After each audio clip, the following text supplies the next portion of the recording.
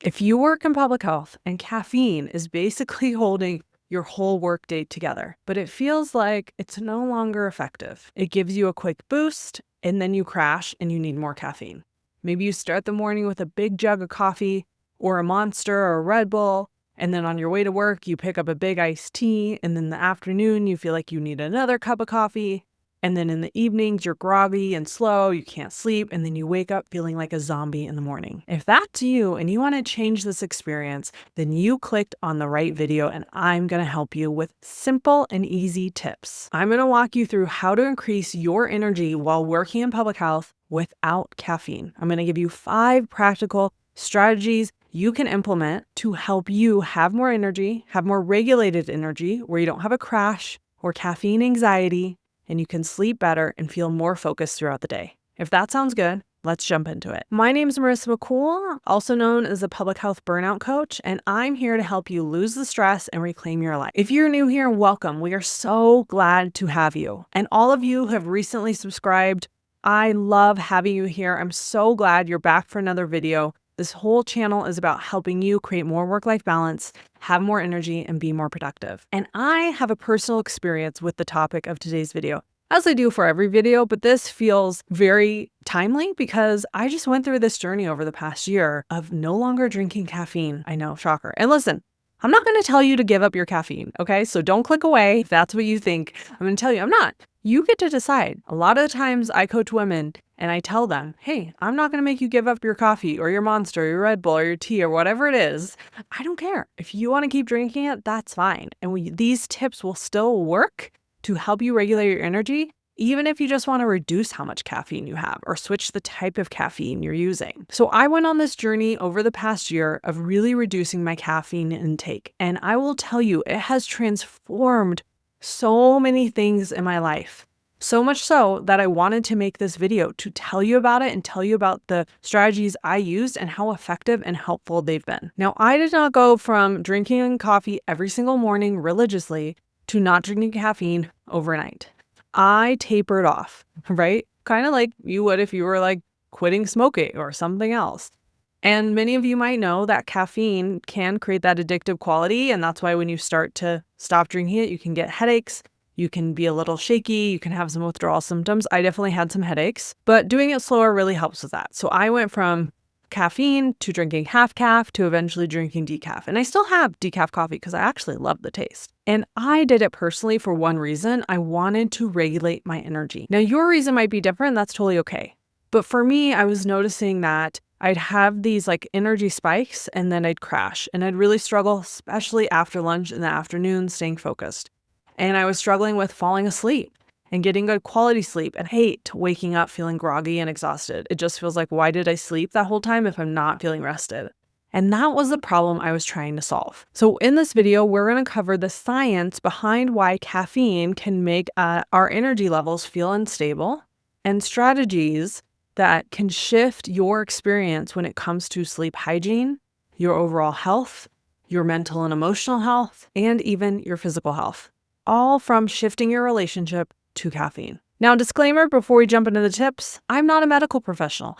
This in no way, shape, or form is medical advice. These are some tips that I use to help regulate my energy and get me off caffeine. Again, if you don't want to give up your caffeine, you don't have to. You can totally try these tips if you're trying to just reduce your caffeine levels and regulate your energy levels a little bit more organically. And you don't have to do all these tips. I'm giving you 5 just because some might work better for others or might fit your lifestyle a little bit better. So don't feel like you have to try all 5. Try whatever speaks to you. So the first tip I'd recommend is to understand a little bit more about what caffeine does to our brain specifically. And again, don't worry, this is not going to be an anti-caffeine video, but I think it's really helpful to understand how does caffeine impact our brain? And it explains some of the experiences we have when we're struggling with sleep and grogginess and energy level regulation. So to put it in the simplest form, caffeine blocks certain chemical receptors that contribute to sleepiness. And as a result, we are more alert, we are more awake. On the flip side of that, because of that's the mechanism, it can also disrupt our sleep patterns, particularly when you think about how much caffeine we're having and what time of day. It can impact our ability to fall asleep and the quality of sleep. And this can lead to us feeling chronically tired, not feeling rested when we wake up, feeling tired in the afternoons. There's lots more research and books and studies out there on the impact of caffeine on your sleep, on your brain, if you want to go check those out. That's just a brief overview. Now, tip number 2 might feel challenging depending on your work schedule, depending on what you have going on in your life. But I have found for me, this tip has been the most, of all 5 of these, the most impactful. And that is to be consistent with what time you're going to sleep and what time you're waking up. By far, this has had the biggest impact.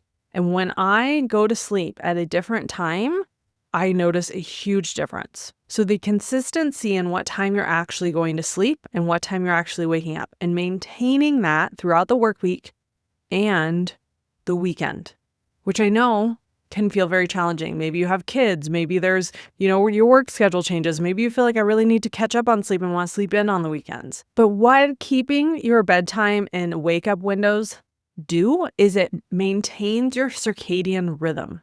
Circadian rhythm essentially is the mechanism in which your body has a time clock, right? It releases melatonin in the evening to help you feel sleepy. It helps you stay regulated on when to wake up.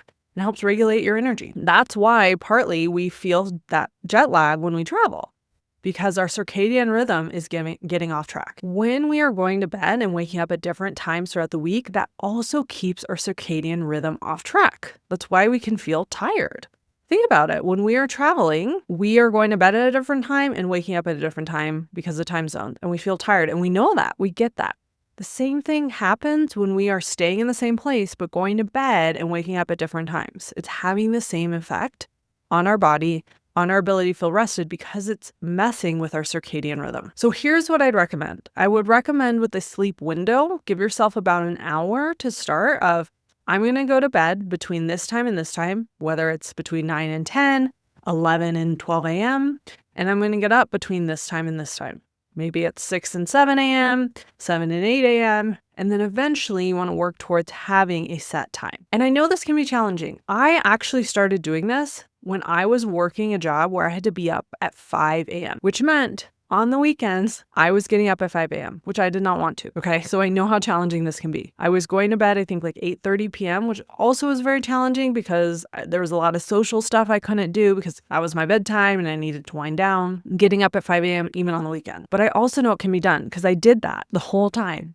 You can do it. And it made such a big difference. Even though my work schedule was so different than everyone else's, I was so rested. I slept so much better. And when I got off, when I slept in a little on the weekends or stayed up a little later, I felt it. I felt the fatigue mentally, emotionally, physically. So I really encourage you to give this strategy a try. I know it can be challenging at first, but once you get it down and you see the benefits, man, you want to keep going because it feels so good to actually feel rested and not exhausted throughout the day. Go to sleep easily and get really quality sleep throughout the evening. And this is one of the biggest tips, at least for me, that helped me do that. Okay, next tip, stay hydrated. Stay hydrated. This isn't something I had to necessarily work on intentionally. I am someone who drinks a lot of water to begin with. Even when I was drinking caffeine, I don't know if it's because I went to undergrad in Arizona and it's so hot there, you're drinking so much water. I don't know. I love the taste of water. That could be it. I know there are some people, you might be one of them, who hate the taste of water, who really struggle with drinking water. But here's the thing. Not only is our body made up mostly of water, our body needs water to regulate our energy levels, but caffeine dehydrates us. So we're already starting down if we're drinking caffeine at our hydration levels. So water is really essential if we're trying to regulate our energy. And I know it can be challenging working in public health. We're in back-to-back meetings. We have a lot of work to do.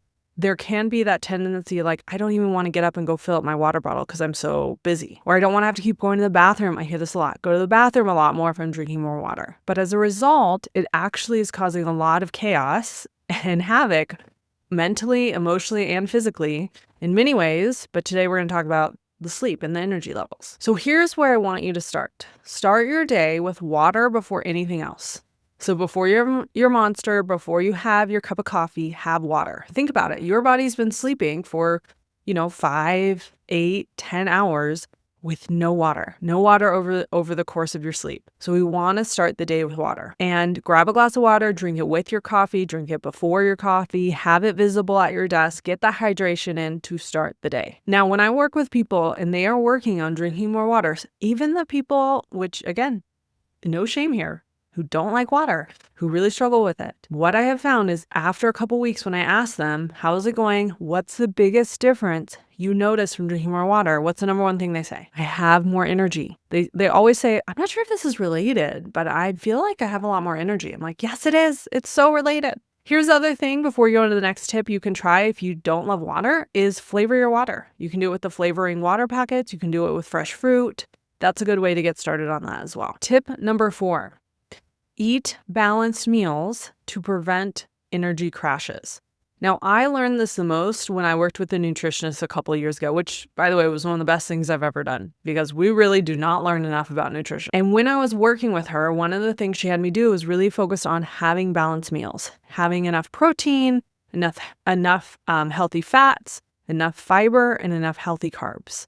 And what I noticed from doing that, and the science backs this up, is how much more energy I had because our body uses food as fuel. So when we have a balanced, nutritious meal, it is much more efficient of using that food as fuel versus when I'm eating unbalanced meals that have kind of a lot of sugar or they're very heavy or very greasy, right? We've all been there. We feel weighed down. We feel kind of exhausted, the afternoon slump.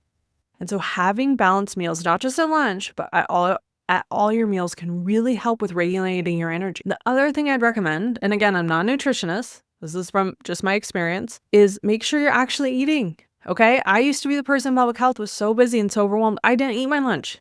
Even if it was packed and balanced and nutritious, I didn't eat it because I was so busy. But I want you to start eating your meals because it's really gonna help with your energy levels and not crashing. We think, oh, I gotta save this time to work. But actually, if we take the time to eat, we're going to be much more efficient when we're working because we have the fuel to help us do that. Now, if you really are crunched and you're still working on creating time for yourself and being comfortable stepping away and all that, there's some great ways to get nutritious, balanced snacks in if that feels more doable, right? It can be carrots and hummus. It can be a handful of nuts and an apple. It can be a really well-balanced protein bar. Again, I'm not a nutritionist. I highly recommend working with nutritionists. They are so underrated, but these are things that will really help you get your energy levels more balanced. Okay, tip number 5, use exercise as an energy strategy. I'm not talking about for weight loss. I'm not talking for any other reason, but to regulate your energy. Movement in general increases our energy levels and reduces fatigue, which I know sounds counterintuitive. You'd think, oh, it exhausts us. And maybe you do feel tired after a workout, but it helps with regulating our energy levels. Think about thousands of years ago. Humans were not sitting down all day doing nothing. We were hunter and gatherers. We were spending probably 90% of our day in physical activity, in movement. That's how our bodies were designed. We don't get that now. And it has an impact on our sleep and our energy levels. So the more we can get movement in, the more we will be able to feel more rested when we sleep. We'll be able to feel more awake when we're awake. Now, do you have to spend 90% of your day exercising or running? Absolutely not. But getting more movement in can really make a difference. Here's what this could look like working in public health when you're really busy. Using that walking pad you bought during COVID, pulling it out from under your bed and actually using it on meetings, taking a 10-minute walk outside, going to a workout class if you have that capacity. If not, 5 minutes of squats, 5 minutes of weightlifting, 5 minutes of jump rope. Even just standing up can help so much. Anything is better than nothing. Okay, so we covered 5 ways to help you start to regulate more of your energy without feeling reliant on caffeine. First, understanding the impact of caffeine on our brain and on our sleep patterns. Second, having consistent sleep and wake up times. Third, hydrate, hydrate, hydrate. Fourth, eat balanced, nutritious meals. And fifth, exercise.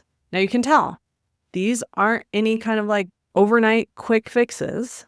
However, they are sustainable. They are tips and tools that are going to sustain you. You're going to see long-term results. And bonus, they also have other positive impacts beyond energy. We didn't get into that today, but these are really great solid tips to help you with so many things, including energy regulation. So if you're new here, I'm so glad you've clicked on this video. It's great to meet you. I'd love for you to subscribe. Click below. I put out videos every week to help you with creating more work-life balance, feeling more productive, being able to do great work in the world without it being at the expense of your health, your happiness, or your well-being. And I'd love to learn from you. If you clicked on this video, you're probably interested in how caffeine's impacting you and potentially reducing it. So tell me, what's your motivation? Drop in the chat. What is your motivation to regulate your energy without caffeine a little bit? I'd love to hear. And with that, I'll see you all next time. Bye, everyone.